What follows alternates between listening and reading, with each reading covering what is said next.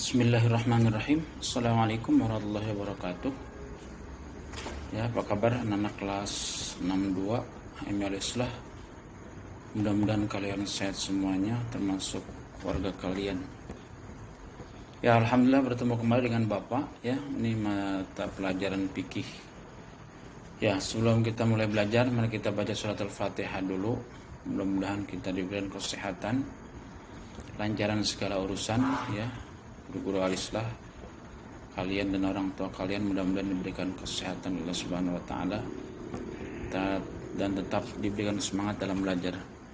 Ala hadiniyah wa ala kuntin salih hadatin Nabi Muhammad SAW. Al-Fatihah. A'udzubillahi minasyaitonir rajim. Bismillahirrahmanirrahim. Alhamdulillahirabbil alamin arrahmanir rahim maliki yaumiddin. Iyyaka na'budu wa iyyaka nasta'in shiratal mustaqim.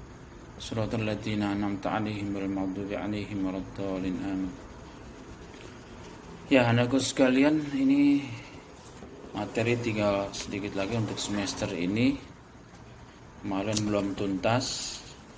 Coba perhatikan itu sekarang kita halaman 46, yaitu manfaatkan binatang yang haram dagingnya. Kemarin kan sudah belajar tentang ya binatang yang haram ya dagingnya, nggak boleh dimakan ya. Kalau yang halal silahkan dimakan, tapi yang halal sendiri juga jangan berlebih-lebihan.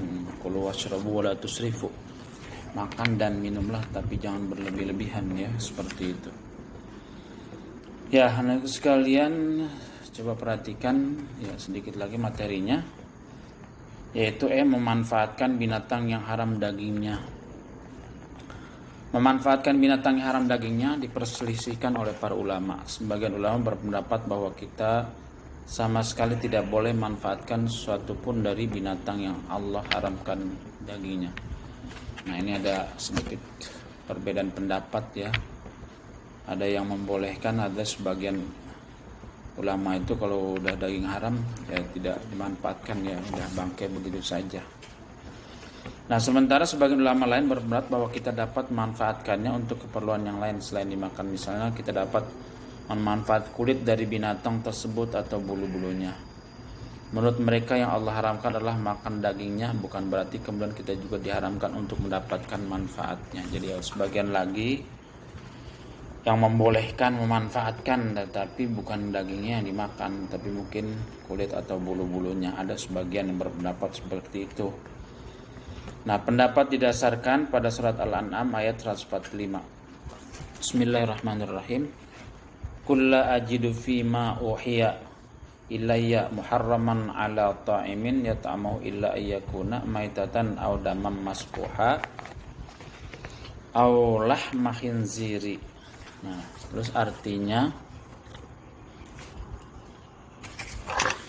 katakanlah, tidak kudapati dalam apa yang diwahyukan kepadaku sesuatu yang diharamkan makan bagi orang yang makannya, kecuali daging hewan yang mati atau bangkai, darah yang mengalir, daging yang babi. Nah, ini secara umum ayat ini memberikan pemahaman kepada kita bahwa yang diharamkan adalah memakannya. Oleh karena itu terbuka kemungkinan untuk memanfaatkan sesuai dengan kebutuhan. Misalnya memanfaatkan buaya untuk dijual kulitnya, atau kita dapat menyamak kulit binatang yang telah mati agar dapat kita pakai. Ya, ini ada perselisihan pendapat ya. Ada yang pendapat pertama itu adalah ulama udah kalau udah jadi bangkai nggak bisa ya, tapi ada yang sebagian bisa. Jadi dalam artian kalau udah jadi bangkai dagingnya nggak dimakan tapi kulitnya disamak, namanya samak itu dibersihkan ya, diambil kulitnya, terus dihilangkan bulunya, terus dibersihkan sampai pakai garam, terus dijemur.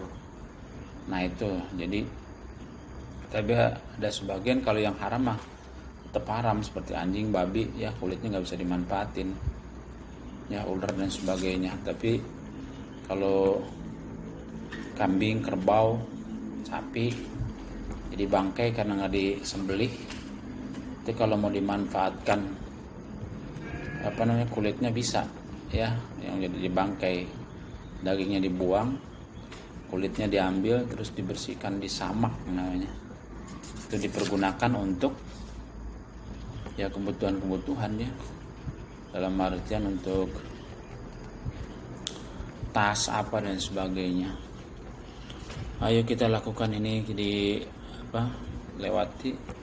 Terus kecakapan hidup setelah mempelajari pelajaran binatang haram, kamu diharapkan terbiasa melakukan perilaku sebagai berikut. 1. Mengkonsumsi daging. Ini di bawahnya. Mengkonsumsi daging binatang halal seperti daging ayam atau sapi. Ini kalau sudah mempelajari tentang binatang yang halal dan binatang yang haram, hendaknya itu jadi sikap atau akhlak hidup ya. Jadi kebiasaan kita apa itu mengkonsumsi daging binatang yang halal saja, seperti ayam, sapi dan sebagainya, yang kerbau dan sebagainya, silakan. 2. Menyembelih hewan dengan baik dan benar. Jadi kalau sudah tahu kita sembelih hewan dengan baik dan benar, caranya belajar ya. Tidak makan daging binatang yang haram untuk dikonsumsi, tentunya itu halal. Yang halal kita makan, yang haram kita hindari dan kita jauhkan. 4. Selektif terhadap makanan yang akan dikonsumsi. Kita lihat-lihat ya, makanan itu halal atau haram. Harus lihat ya. Diingatkan juga untuk yang halal juga jangan berlebihan. Terus selanjutnya, rangkuman. Allah menciptakan binatang-binatang untuk manusia. Ya, ini ada yang buat dagingnya, ada yang buat kendaraan ya. Kuda ya, bisa buat ini. Buat kendaraan. Sapi, kerbau. Dulu kerbau buat meloko ya. Bajak sawah.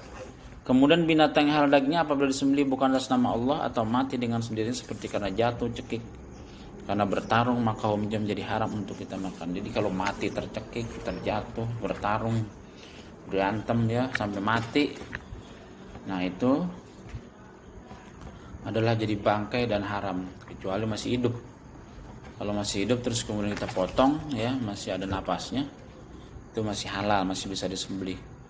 Di antara binatang yang halal diciptakan, Allah mengharamkan sebagian binatang yang tersebut untuk dimakan. Jadi ada binatang-binatang itu Allah ciptakan ya, ada yang halal dan haram. Ya ini udah, tentunya kita sebagai orang yang beriman harus milih binatang yang halal itu untuk kebaikan diri kita ya. Kalau yang haram tentunya ada mudorot, bahaya untuk diri kita.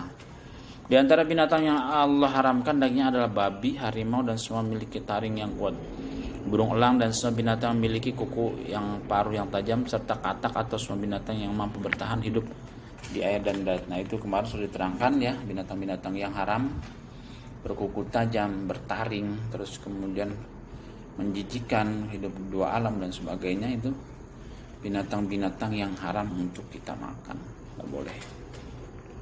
Semua binatang yang Allah haramkan pasti sesuatu yang tidak baik bagi tubuh dan jiwa kita. Oleh karena itu kita dilarang makannya. Ya, itu sudah tegaskan terus ya. Jadi kalau yang binatang yang halal pasti baik untuk diri kita. Ya, kalau binatang yang haram itu, atau daging-daging yang haram itu adalah tidak baik ya untuk diri kita ya. Nanti untuk jiwa kita juga termasuk ya, nggak baik. Nanti timbul sesuatu yang mudorot. Hanya dalam kondisi darurat saja kita boleh makan binatang yang diharamkan asal tidak berlebihan. Ya pada suatu darurat ya, mungkin terpaksa. Kalau terpaksa tidak ada dosa. Ya. Nah, itu kita makan sekedarnya aja untuk mempertahankan hidup, itu masih boleh. Kalau kita dalam keadaan terpaksa, laparan, kalau nggak makan kita mati. Kita makanlah binatang yang haram, tapi sekedarnya aja untuk mempertahankan hidup, itu boleh. Ya, tapi jangan berlebihan ya. Kalau bukan terpaksa nggak boleh, biasa. Kemudian di bawahnya kamus fikih ini, bahimatul an'am, binatang ternak atau binatang yang secara umum diternakkan oleh masyarakat. Bahimatul an'am, bahasa Arab itu hewan ternak. Hut itu ikan, baik ikan laut, air tawar maupun kemarin kan ada dua itu bangkai yang dihalalkan, belalang dan ikan. Hut itu artinya ikan. Jarad itu belalang. Hinzir babi. Maitoh itu bangkai atau maitatu. Bangkai atau binatang yang mati bukan karena disembelih secara benar. Mokul itu artinya binatang yang mati karena terpukul. Siba itu binatang buas. Nah itu kamus dalam fikih. Selanjutnya ini aktivitas. Ini jadi tugas nanti nih. Ya tugasnya nanti ada 2 nih ya. Pertama menulis rangkuman ya, halaman ini nih. Terus yang kedua nanti ini, yaitu aktivitas siswa A, pernyataan sikap. Ini tidak ditulis ininya apa soalnya, tetapi ditulis jawabannya. Contoh ya, pernyataan sikap berikut ini menunjukkan pemahaman kita berkaitan dengan tema binatang yang halal dan yang haram daging yang telah kita pelajari. 1. Di sebuah restoran besar dijual banyak sekali daging binatang. Di samping restoran besar itu ada sebuah rumah makan sederhana hanya menjual masakan daging yang halal. Aku lapar dan ingin makan, hal yang aku lakukan bagaimana? Nah itu. Jadi ada restoran besar, dijual banyak daging, ya mungkin di situ dagingnya macam-macam ya, gitu. Daging babi apa sebagainya kali. Tapi di sampingnya itu ada restoran besar, itu ada rumah makan sederhana. Nah, terus kemudian di situ makanan halal semua. Dan kemudian kamu lapar pengen makan bagaimana? Ada restoran besar tapi semua daging ada, di sampingnya ada rumah makan kecil tapi semuanya halal. Nah kira-kira sikap kamu bagaimana? Nah itu ada 8 tuh ya, silakan kamu sikapi, soalnya nggak usah ditulis ya. Terus kemudian kamu jawab ya, seperti itu. Artinya sebagai menyikapi dari kondisi-kondisi seperti itu. Jadi tugasnya yang pertama adalah rangkuman, terus yang kedua adalah pernyataan sikap ya. Kalau rangkuman, tulis rangkuman apa adanya. Kemudian pernyataan sikap, soalnya tidak ditulis, kamu silakan jawabannya saja. Ya itulah anak-anakku sekalian ya, materi pada kesempatan ini. Insya Allah minggu besok adalah tatap muka lagi ya. Nah itu dari di tatap muka itu buku tugas dikumpulkan ya. Jadi minggu besok tuh ada Jumat itu nomor absen 1 sampai 20, Sabtunya 21 sampai 39 ya. Kemarin sudah tatap muka dengan Bapak ya, seperti itu. Bapak udah kasih tahu bukunya dirapihkan, dikasih tanggal, dikasih hari kalau bisa ya. Tulisannya rapi ya. Terus kemudian pulpennya juga kemarin Bapak bilang ya kalau bisa pulpen hitam ya, jangan campur-campur, ada biru ada hitam dan sebagainya. Kemarin ada sebagian tuh bukunya yang belum rapi, udah ditulis belum ada tanggalnya, bahkan ada yang tugasnya belum lengkap ya. Tanya sama temannya saja ya kalau yang tugasnya belum lengkap ya, seperti itu. Apa-apa saja yang belum lengkap, nanti kalau belum lengkap nilainya ini, karena itu nilai tugas ya, seperti itu ya. Itu saja materi pada kesempatan ini ya anak-anakku sekalian ya. Mudah-mudahan kalian sehat semuanya. Ini masih tatap muka tapi jadwal fikih ini untuk tatap mukanya adalah minggu besok ya.